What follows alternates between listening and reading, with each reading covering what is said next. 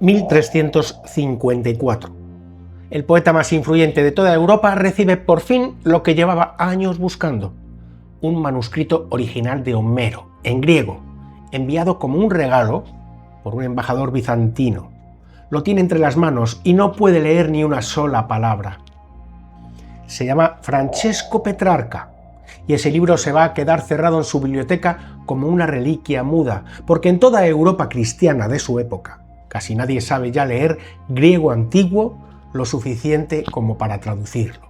Esto no es una curiosidad literaria, es la prueba de algo que casi nadie te ha explicado bien. Europa perdió a Homero, no un fragmento ni un canto suelto, la Ilíada y la Odisea completas, en su idioma original. Desaparecieron del alcance de Occidente durante casi 800 años. ¿Quién los guardó durante todo este tiempo lejos de Roma? ¿Y por qué cuando por fin regresaron lo hicieron justo cuando una ciudad entera se estaba derrumbando bajo asedio? Quédate, no te vayas, porque el final de esta historia explica algo que con la película La Odisea prácticamente nadie está contando. Homero no es solo el autor de dos poemas antiguos, es literalmente el punto de partida de toda la literatura occidental.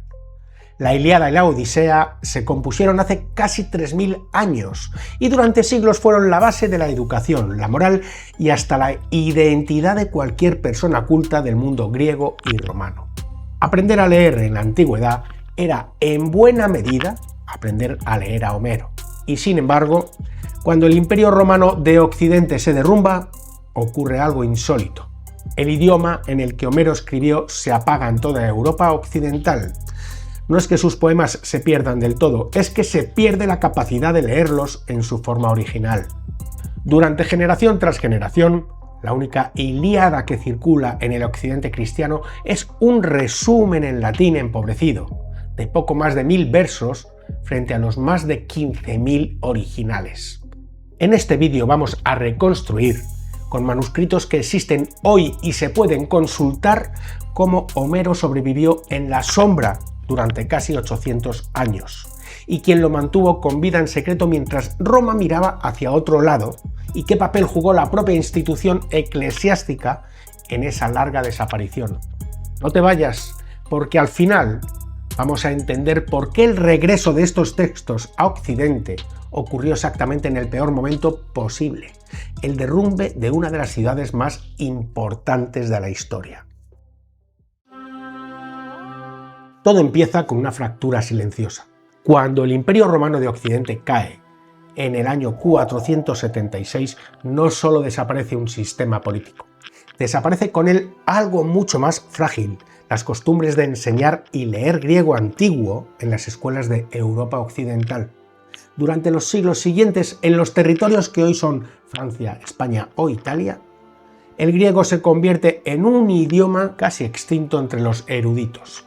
Los monasterios occidentales, que son prácticamente los únicos lugares donde sobrevive algo de educación formal, concentran sus esfuerzos en copiar textos en latín, sobre todo los religiosos. Hay excepciones. Figuras como Casiodoro en el siglo VI intentan salvar parte del saber clásico fundando bibliotecas monásticas, pero incluso ese esfuerzo se dirige casi siempre a lo latino, no al griego. El griego simplemente deja de enseñarse casi por completo, y Homero, lo único que circula en el occidente cristiano es un resumen, la llamada Ilias Latina, un poema en latín de poco más de 1100 versos que resume de forma pobre y mutilada los más de 15.000 versos originales de la Ilíada. Es literalmente el resumen de un resumen. La Odisea corre todavía peor suerte. Durante siglos, en el occidente latino, prácticamente nadie tiene acceso ni siquiera a una versión abreviada decente. Así que imagina esto: durante casi 800 años, generaciones enteras de monjes, reyes, obispos y estudiantes europeos crecen sin haber leído jamás una sola línea real de Homero. Solo conocen su nombre, su fama y una versión empobrecida de su historia, transmitida de mano en mano como quien repite un rumor. El poeta más influyente de la civilización occidental se convierte en la práctica en un eco lejano de sí mismo. Pero aquí está lo que casi ningún documental cuenta. Mientras Occidente dejaba morir a Homero a menos de 3.000 kilómetros de Roma, en una ciudad que todavía se consideraba heredera legítima del Imperio Romano, decenas de monjes seguían copiando sus poemas letra por letra, verso por verso, exactamente como se habían escrito casi 1500 años antes. Esa ciudad se llamaba Constantinopla. Y lo que guardaban esos monjes es la pieza que va a cambiar toda esta historia. En Constantinopla, capital del Imperio Bizantino, nada de esto sucede. Allí el griego nunca deja de hablarse, ni de enseñarse, ni de estudiarse. Pero para los bizantinos, Homero no es un texto pagano peligroso, es la base de toda educación seria, el fundamento sobre el que se construye la gramática, la retórica y hasta el prestigio social de cualquier persona culta. Y es en ese ambiente donde alrededor del siglo X un grupo de escribas produce uno de los objetos más importantes que existen hoy para entender la historia de la literatura occidental.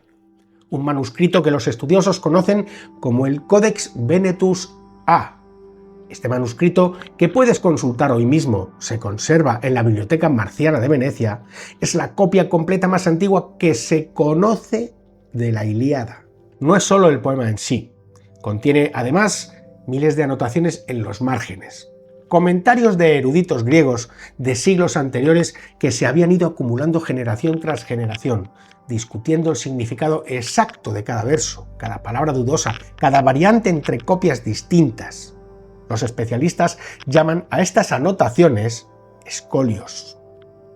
Y son, literalmente, una cápsula del tiempo de cómo se leía, se estudiaba y se debatía a Homero durante toda la antigüedad tardía. Mientras en el occidente cristiano un rey apenas podía nombrar a Aquiles, en Constantinopla existían bibliotecas enteras dedicadas a preservar, comentar y copiar, letra por letra, cada verso de la Ilíada y la Odisea. La distancia entre ambos mundos, en términos de acceso real a este conocimiento, era abismal. Un noble bizantino educado podría citar a Homero de memoria en una conversación. Un noble de la misma época en Francia o Alemania, en el mejor de los casos, había oído hablar de él de segunda mano. Si esta reconstrucción te está pareciendo tan meticulosa como debería, porque lo es, cada dato que estás escuchando viene de manuscritos que existen y se pueden consultar hoy, suscríbete ahora. Y quédate, porque lo que viene a continuación es la parte que casi ningún canal se atreve a contar, porque la propia Iglesia occidental, durante siglos, desconfió activamente de recuperar estos textos. Y aquí está lo que nadie te dijo con claridad. La desaparición de Homero en Occidente no fue un simple accidente inocente. Durante buena parte de la Edad Media, sectores importantes de la Iglesia latina vieron con sospecha activa la literatura griega pagana, no porque fuera falsa, sino porque hablaba de dioses que no eran el suyo, de héroes que no rezaban al dios cristiano y de un mundo moral que no encajaba con la doctrina oficial. Existe de hecho un episodio bastante documentado. El Papa Gregorio Magno, a finales del siglo VI, sorprendió con dureza a un obispo por enseñar gramática usando autores paganos clásicos, considerándolo impropio de un hombre de la Iglesia. No fue una prohibición universal ni sistemática, la realidad histórica es más compleja que eso, y conviene decirlo con honestidad, pero sí refleja una corriente real dentro de la jerarquía cristiana occidental. La idea de que dedicar recursos y tiempo a preservar a Homero era, en el mejor de los casos, una pérdida de esfuerzo y, en el peor, un riesgo espiritual para quien lo leyera. Y esa corriente tuvo consecuencias físicas, no solo ideológicas. El pergamino en la Edad Media era carísimo y se han documentado casos de monasterios que directamente raspaban manuscritos griegos antiguos, incluidos textos clásicos, para borrar el contenido pagano y reescribir encima textos religiosos. Los estudios llaman a esto un palimpsesto, El ejemplo más célebre es el llamado Palimpsesto de Arquímedes, donde un tratado científico completo quedó oculto bajo un libro de oraciones durante 800 años, hasta que la tecnología moderna consiguió leerlo de nuevo bajo la tinta que lo cubría. Es decir, en algunos casos muy concretos, la propia infraestructura de la Iglesia occidental no solo dejó morir el saber griego por negligencia, literalmente lo raspó de la superficie del mundo para escribir otra cosa encima. Mientras tanto, a miles de kilómetros de esa decisión, los monjes bizantinos seguían copiando el Codex Venetus A letra por letra, conservando exactamente lo que Occidente estaba borrando o dejando morir por desidia. Dos instituciones cristianas, el mismo siglo y decisiones diametralmente opuestas sobre el mismo texto. La pregunta que deberíamos hacernos no es por qué Homero desapareció de Occidente, es por qué durante 800 años casi nadie con poder real en Europa occidental tuvo interés genuino en que volviera. Volvamos al manuscrito que Petrarca no podía leer. Lo recibió en 1354 como regalo de un embajador bizantino llamado Nicolás Sigueros, y durante años lo tuvo guardado casi como un objeto sagrado e inútil al mismo tiempo. Sabía que tenía entre las manos la voz original de Homero y no podía escucharla. Petrarca no se resignó. Junto con su amigo y discípulo Giovanni Boccaccio, hizo algo que nadie en Europa occidental había logrado en generaciones. Contrataron a un erudito greco-calabrés, Leoncio Pilato, y lo trajeron a Florencia para que hiciera, por primera vez en siglos, una traducción latina completa y directa de la Ilíada y la Odisea desde el griego original. La traducción, terminada hacia 1362, era torpe en prosa, sin ninguna elegancia poética, pero por primera vez en casi 800 años, un europeo occidental podía leer el argumento completo de ambos poemas tal como Homero los había escrito, y no un resumen empobrecido de 1100 versos. Esto no fue un final feliz inmediato, era solo la primera grieta. Durante las décadas siguientes, otros eruditos bizantinos, como Manuel Crisoloras, que empieza a enseñar griego directamente en Florencia en 1397, y aventureros como Giovanni Aurispa, que en 1423 regresa de Constantinopla cargado con más de 200 manuscritos griegos, incluido Homero, van ensanchando esa grieta poco a poco, año tras año. Y entonces, en 1453, Constantinopla cae ante el asedio otomano.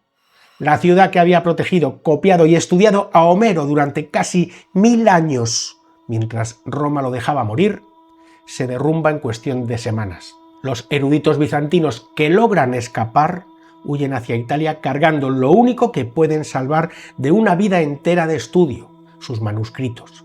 Entre ellos, más copias de la Ilíada y la Odisea, que se suman a las que ya circulaban desde décadas antes. Los historiadores de hoy matizan el mito popular. El regreso de Homero a Occidente no fue un único instante mágico en 1453, sino una filtración lenta de casi un siglo, con Petrarca y Boccaccio abriendo la primera grieta décadas antes de que la ciudad cayera. Pero el efecto simbólico y práctico es innegable. La desesperada huida de una civilización entera terminó de completar lo que Occidente había empezado a abandonar por decisión propia siglos atrás. Lo que Roma dejó morir, Constantinopla lo devolvió precisamente en el momento de su propia destrucción. Así que volvamos a las preguntas con las que empezamos. ¿Quién guardó a Homero durante 800 años mientras Occidente lo dejaba morir? ¿Los monjes y eruditos de Constantinopla copiando letra por letra lo que Roma consideraba prescindible? ¿Y por qué regresó justo cuando una ciudad se derrumbaba? Porque su regreso a Occidente y la caída de la civilización que lo habría protegido fueron, en la práctica, el mismo acontecimiento. Homero no volvió a pesar de la caída de Constantinopla, volvió en buena medida gracias a ella. Hoy, cuando se está estrenando la nueva adaptación de la Odisea, llenando las salas de cine, casi nadie recuerda que ese mismo texto, palabra por palabra, estuvo a un par de decisiones históricas de distancia de desaparecer para siempre de la memoria de Occidente. Sobrevivió no porque Roma lo protegiera, sino en buena medida a pesar de que Roma dejó de intentarlo. Si esta historia te ha parecido brutal, como a mí la primera vez que reconstruí cada fuente, déjamelo en los comentarios y suscríbete si quieres que sigamos desenterrando los documentos que la historia oficial prefiere no explicar con este nivel de detalle. Nos vemos en el próximo vídeo.